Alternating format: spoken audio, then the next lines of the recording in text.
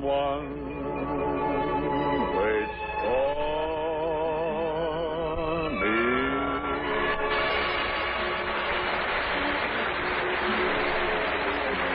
This is Ken Carpenter welcoming you to the Bing Crosby Show for Chesterfield. Produced and transcribed in Hollywood with John Scott Trotter and his orchestra, Judd Collins of the Bears, and Bing's guests, Rose Marie and Louis Armstrong. And now, ladies and gentlemen, we bring you the Carrie Nation of the radio, Bing Crosby. What do you mean? Carrie Nation. Carrie Nation. Oh, thank you.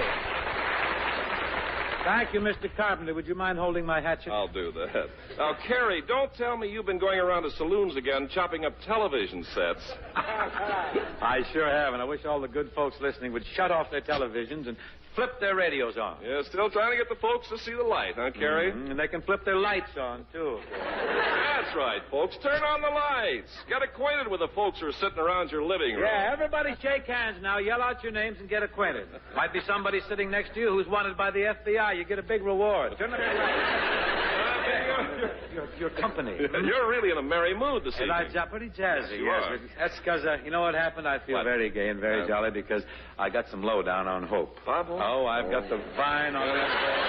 I have zeroed in on him. Let's get it. I just got a letter from a friend of mine who made the trip to England on the Queen Mary with Bob. Oh, by the way, why did Bob go to England anyway? Well, there's a couple of theories about that. George Jessel has an interesting theory. He claims that Hope went over there to attend Danny Kaye's coronation. That sounds like more or less of a joke. I think so. Small one, but yeah, it's a little number. It's just a tiny one. But you know the real reason why he went over there? What? He went over to take a can of glass wax over for Douglas Fairbanks Jr.'s monocle. He gets the glass wax wholesale from Godfrey, of course. Who gets it for nothing? But Bing, isn't Bob going to make some personal appearances in London, too? Just as soon as he finishes shining Doug's monocle, he's going to make a big appearance there. Oh, that boy sure loves to put on a show, doesn't he? He thrives on it. That's the understatement of the year. Thrives on it. Ken, like the spring flowers need the sunlight, Hope needs the spotlight. They tell me on the Queen Mary, he put on a show in the main ballroom, one in the card room, one in each cocktail room, one in the boiler room. He even put on a blindfold and did a show in the powder room.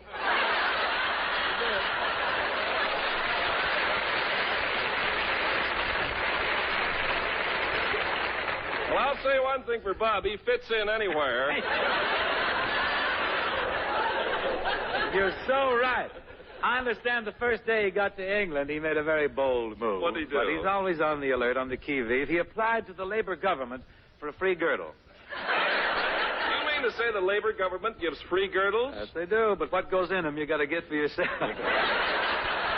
Well, that's the trouble with those utopian schemes. The human element slips in. Never practical, no. You know, Bing, I wouldn't be surprised if Bob were knighted over there. Oh, get out. Oh, Knighted? It might be, yes. Wouldn't it be wonderful if he received the Order of the Garter? Certainly, you could pin it on the girdle. I want to tell you one thing, Ken. If he ever receives the garter, it'll be tossed at him in a burlesque show or something for whistling and applause over and above the line of duty. Stout fellow. Thank you. Carry on. Well, you know how enthusiastic Bob is. Yes, who knows better than I. But, Ken, let's drop Roving Rob and get on to the opening number, which deals with another of the roving kinds. That old, salty old sea chanty that is currently intriguing the folks. Quite a hit. John Scott, avast.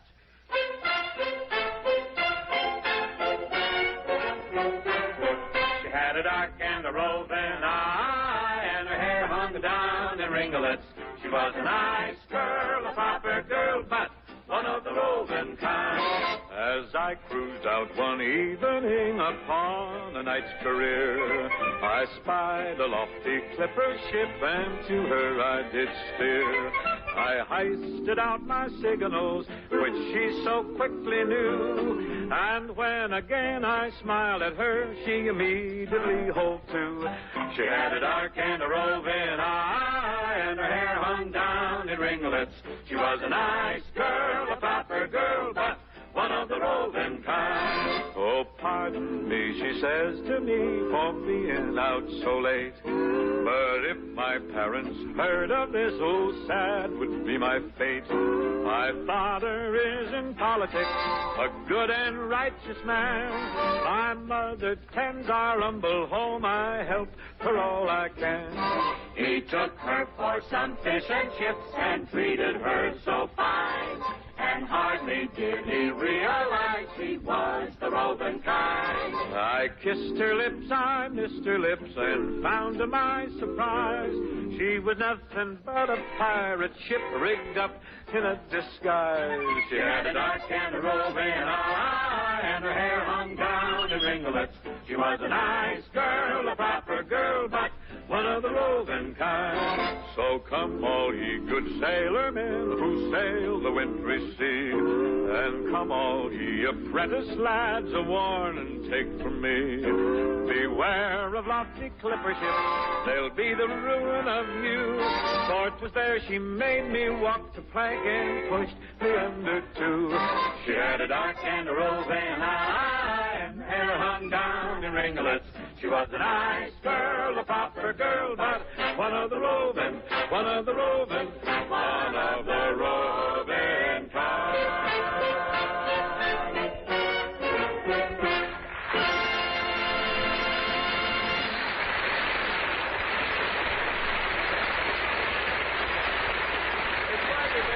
Nice to have you aboard, kid. Nice to have you aboard, Slim Ducky. You like the thanks, Ken? What's next on the docket? Oh, what a long ending. That's the longest ending in history, wasn't it?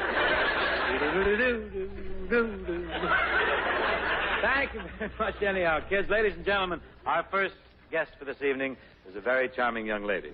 Very talented, too. A smash dynamite vocalist. Started out in show business, this girl, when she was just a baby.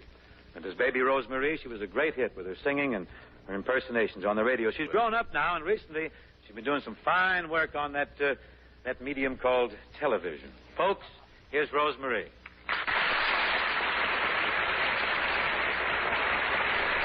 Thank you, Bing. Rosemarie, I want to bid you a warm welcome to the Chesterfield program. Of course, this isn't television. I know. But what is? I hope you'll be happy here, though. Oh, Goodbye, I'm sure I will, Bing.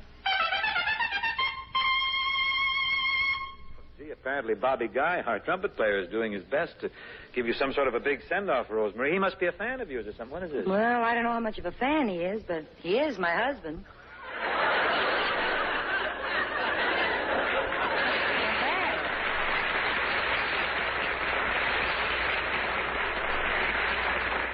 See what happens? I gave him a solo in If, and it went to his head. He wants to play all through. It's nice to have a cornet player in the family. I wouldn't be without one. Have a guy can blast a hot chorus for you once in a while. You know something, Rosemarie? It seems like only yesterday to me that you were just a baby working in show business. It's hard for me to believe that you've grown up. Well, kids grow up. I know. I got them growing up all around me. You must have started pretty early, huh? That's right, Bing. I started singing professionally when I was 3 years old. Think of that. And I retired when I was 5 years old. Oh, those were the days. You could put something away then, couldn't you? Wasn't only that, Bing. You know, I did have to go to school. Oh, of course. That's right. Gosh, imagine being in show business and a big hit, then you retire into the first grade. Why, you know, I could read variety before I even learned my ABCs. Really? When I was 14, I went back into show business. Huh? And I retired again when I was 18. Why did you retire then?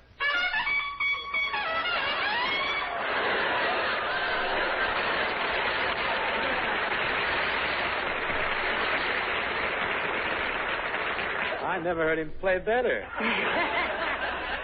Imagine starting out to work when you're only 3 years old. That's fantastic. When did you start to work, Bing? Well, there's those who claim I haven't started yet.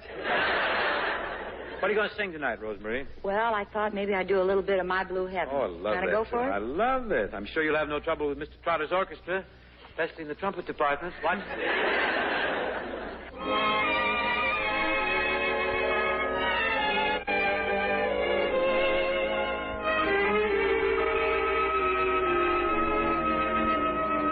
When whippoorwills call and evening is nigh, I hurry to my blue heaven.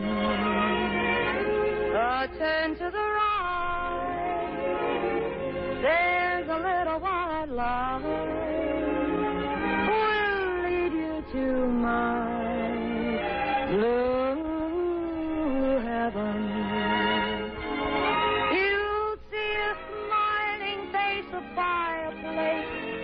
cozy room.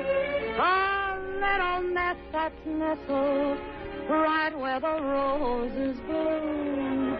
Just Molly and me, and the baby makes three. We are so happy in our blue heaven. Well, all the whippoorwills call, and the evening is high. I kind of hurry to my blue heaven. You make a turn to the right, and there's a little white light. It's gonna lead you to my blue heaven. You'll see a smiling face, what a fireplace, a cozy room. A little nestle, that's the nestle where nestles where the little roses bloom, because it's Molly and the baby makes three. We're kind of happy in our blue